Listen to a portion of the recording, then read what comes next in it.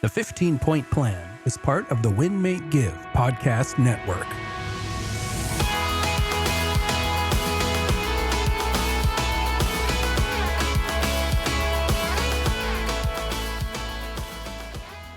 Welcome to the 15-Point Plan. Chad Himes here, joined by the lovely Jillene Snell. Jillene, how are you today? Hey, good. It's great to be here. And it's great to have you. I love when we get the opportunity to talk together. Jillene, we are on to a new point of the 15-Point Plan. I was so ready for this one. I was ready to move on to something really exciting. We might be stuck on this one for a while. It's a little bit of a change of pace. Yeah, and we might be stuck on this one for a while, I think, because there's so much we can dive into. What point are we diving into? So we're discussing influences. And there's so many categories and subcategories that we get to go through. But today, we're focusing on something exclusive to a type of influence that includes having a board of directors. Yeah, absolutely. I believe we talked about this. Jillene and I planned it out a little. And again, you can always join us in our Facebook group, facebook.com/group/win-make-give, because we are part of the Win, Make, Give network, and share with us anything you want us to talk about. Yet we've started on influences with more internal influences. We're going to be talking about stuff in us, not necessarily the television and the newspapers and all that stuff. We are going to get to that because they are an important part of influences. Very. Yet we're going to start talking about stuff that's more internal. So, Jillene, have you ever heard the quote from Jim Rohn that we are the average of the 5 people we spend the most time with? Yeah, that's a good one. It actually makes you stop and think, like, who do I spend time with the most? Yeah. Like, who are those 5 people? And actually, like, maybe in your journal exercise tomorrow morning, actually write out those 5 people. Yeah, think about it. And I would challenge you, omit anyone who's still in school. And here's why I say that. Your kids, that doesn't count, right? Are they influencing you? Yeah, in certain ways they're influencing you. But we're talking if it's your college-age child who's moved back home, yeah, that counts. Sure. Right? But if you're talking about your kids in elementary, no, don't put them on this list. Stop and think who the 5 people You can't control that. You're You're going to be spending time with them daily no matter what, right? Correct. So figure out who those 5 are so we know it. And Jillene, here's the thing. We might want to change who some of those people are because sometimes we are stuck with one of those 5, whether we chose them or not. Okay. Right? They might end up in our world. So sometimes we have to change that. I mean, heck, over on the Win, Make, Give podcast, I will say I get the pleasure of working with Bob Stewart. Maybe I'm stuck with Bob Stewart a little bit because Ben brought Bob in and said, Chad, right? And we've known each other for years. That Bob's become somebody who's more in one of my 5 because of that. It was not a choice of mine. Pay attention to who's in yours because you might want to change it. Well, and I imagine like over the span of your life, this is a moving target. It's flexing. Amen. You'll have more people in your life at any given time, but having an awareness of who they are. Yep. And then if you need to add an additional influence and bring someone into your top 5, how would we go out and find them? Yeah, that's a great question, Jillene, because just because I want someone to be in my top 5, it doesn't happen. Right? We have to work at it. We might need an introduction from someone who can connect us to that person. We might need to start spending time where they spend time, right? If they're in the gym all the time, we might have to go to the gym, or we might have to go to the office, or we might have to go where they are so we can be more engaged with them, okay? And sometimes maybe we're not going to get access to them. Maybe it's, I don't know, maybe it's John Maxwell. Would be a great influence to have in your life, I would think. Yet you're probably not going to get John Maxwell to spend that time with you at this point. Yet could you pick up his book and spend a lot of time with John and make him almost one of your 5, even though you've never met him in person? A representation of that for me is I love Richard Branson and James Clear. Yep. Both of those, they send out blogs, weekly or daily blogs, and I read them every single morning. It's a couple of the very few that I read, but they're my influences. And no, I don't get to spend time with them in person, unfortunately. Right. But and I can work and be just as effective. I would bet that James Clear, from the way you quote and talk about him all the time, is probably one of your influences if you actually sat down who your top 5 were with the amount of time you spend with him every day. Well, yeah, and you can tie this into the 15-point plan. If you've got, your 20 minutes of reading or 30 or whatever it is that is your goal for gaining knowledge and education every day, you consider that one of your influences.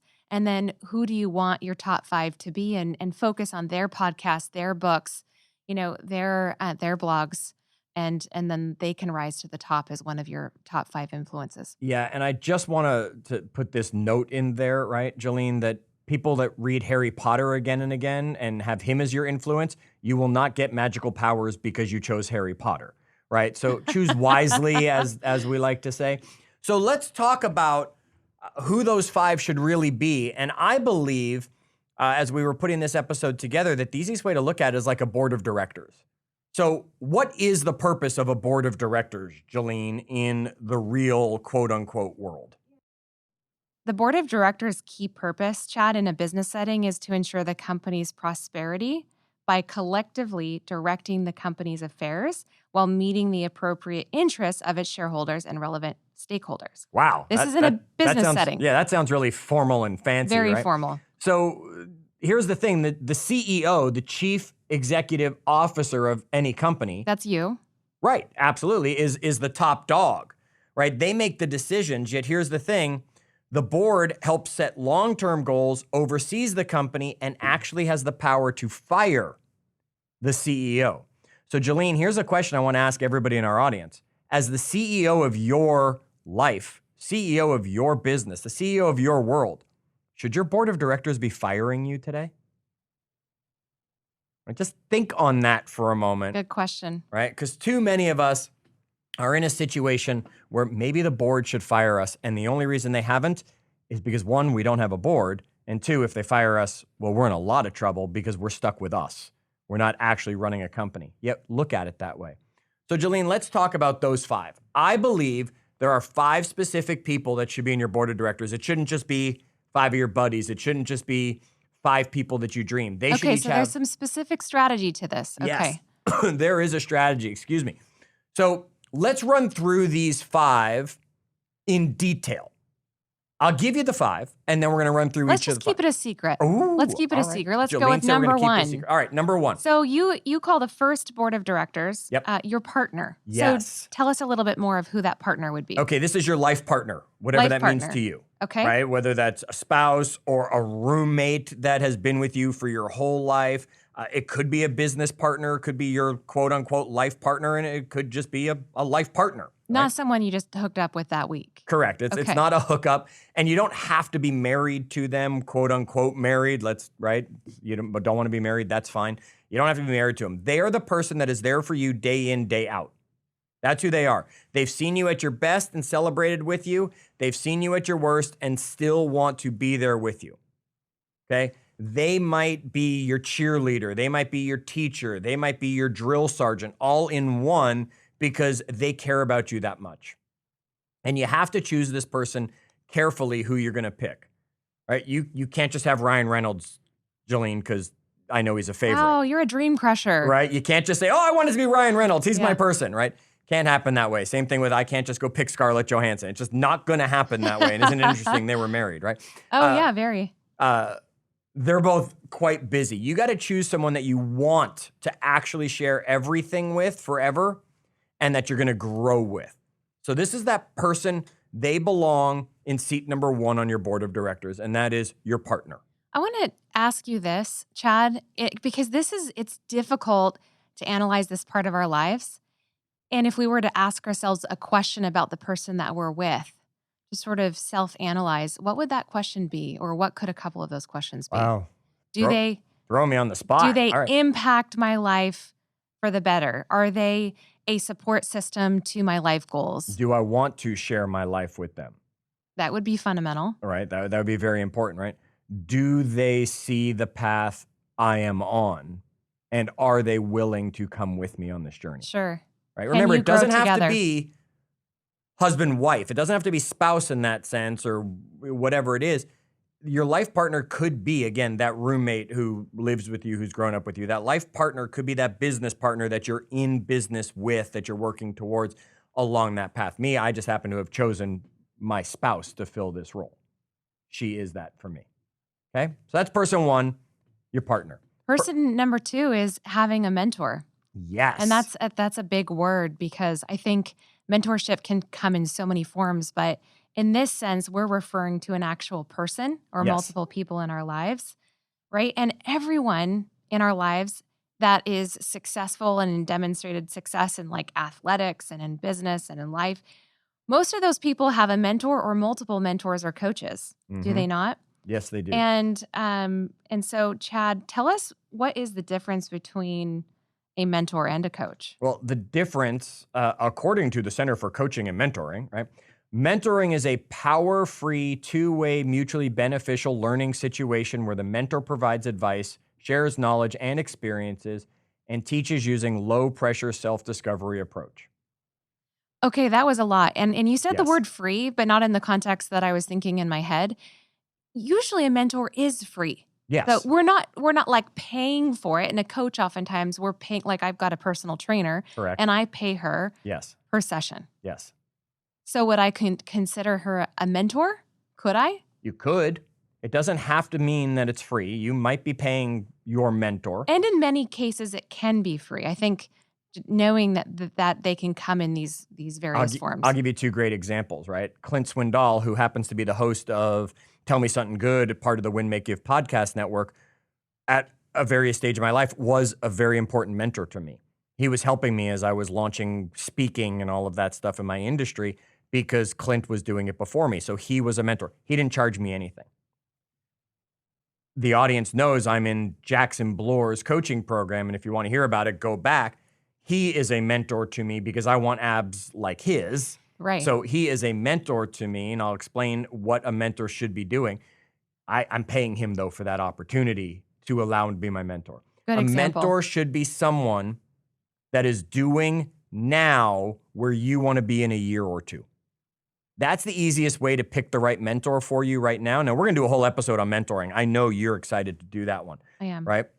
It should be that person that's doing what you want to do in a year or two. And no, it should not be your spouse. They can't be a mentor to you. Okay, so person number 2, Jillene, should be the mentor. Now, person number 3 is almost the exact opposite of a mentor. Okay. It's the protege. Okay, so the easiest way to think about the protege is that's Robin to Batman.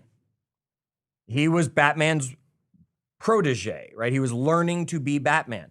So if you think about it, a mentor is that person who's doing something a year or two for us away. A protege is probably somebody who's a year or two behind us. And they are a valuable piece to your board of directors. Just like an athlete would take a rookie under their wings, just like business leaders know at some point they got to pass it on to someone else, just as parents take their kids under their wing and pass on lessons and traditions and stories. Yeah, right? An example of that in our business is, we have presentations in our business. And for someone to truly master a presentation, if they were just to teach it to an audience or a person, then they're working towards mastery with that method. So teach what you want to learn. That would be a great example. Absolutely. John Maxwell, who I mentioned earlier, he said, right, he who thinks he leads but has no followers is a man only taking a walk. That's a good quote. So remember that you should have that person on your board of directors who's coming at it with a younger energy and looking to you to learn from. They should still be a powerful voice on that board. Well, and the reality of it is often youth and people who are younger or not quite at our level in business, they often have something to teach us. It takes a little bit of humility to recognize that and even be open to their influence. Yep. But as much as we're influencing them, they can influence us because people that are fresh out of college, right? They might know the type of technology or method or something new that we have not been exposed to as of yet. Yeah, you're absolutely right. Take some openness. Okay, let's keep going and let's go to number 4. Yeah, number I like 4 this one. Is having a best friend. Yes. A Your bestie, best a friend BFF. needs to be on the board of directors. And here's why, because the best friend's going to tell you look fat in that outfit. The best friend's going to tell you you shouldn't be doing that. The best friend's going to be as honest as anybody's ever going to be with you. Now, here's one beautiful thing that I get in my world. My board of directors, my partner is my best friend. I truly That's have a great combo. My wife gets to be both. Nita is both of those to me. All that means is I get a wild card on my desk, on my board. Who do I want to put into that 5th slot? I can choose because I've combined 2 of them into one. And that's okay to do that. Maybe your mentor is your best friend. Maybe your protege is your best friend, right? It can be okay as you're going into it. And if your spouse isn't your best friend, that's okay. A lot of people grow up with a best friend and then they marry someone who they love, yet it's not their best friend. My wife just happens to get to be both to me. But you need that person who's going to give you the kick in the pants and be the person who's going to be your cheerleader more than anybody else. Yeah. And next is having a peer. Mm-hmm. So this could be a coworker, a colleague. It could be someone that you work out with. There are many examples of this. Correct. So who are you sharing things with? Because they're on the same level as you. Who are you reading a book and saying, hey, you should read this too? Or who's reading a book saying, hey, you should read this with me, right? You can have lunch with these people easily. They should be somebody at your level doing what you're doing, that it's very easy to have the conversations and you're both experiencing the same general challenges at the same time. Sure. Mentor's not experiencing your challenges, they're ahead of you. Protege hasn't experienced your challenges yet. The peer is the one doing it at the level you're doing This it is at. one of my favorite types of influences because the types of peers that I really enjoy are the people that challenge my thinking because they're seeking knowledge and educating themselves with an open mind and then sharing those ideas with me. Like if I get a random text at 5 o'clock in the morning, and usually it's 5 o'clock from Chad because he's awake at 4 something, I'm like, yeah, I'm intrigued. Share that with me. Let me learn from you. And they're the people who are constantly not only seeking that knowledge, but then sharing it with you with an open mind. Yep. Not saying like, hey, you should do it this way, but here's a way that it could be done. Absolutely. And I think, Jillene, if you stop and look at who someone has picked as their peer, as their board of director member, probably speaks more about them than anybody else on their board of directors. Interesting. Who are you choosing as your peer? And where does that go? Now, how often should you talk to your board of directors? All right, let's go over this.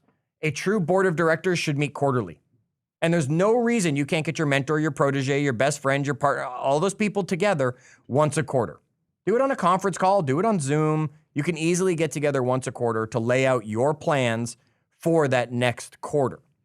I think we should stop here because we have to ask for it. Yes. This board of directors isn't necessarily going to come to us and say, hey, let's meet this quarter. Correct. Or let's find a sort of a rhythm in our connection.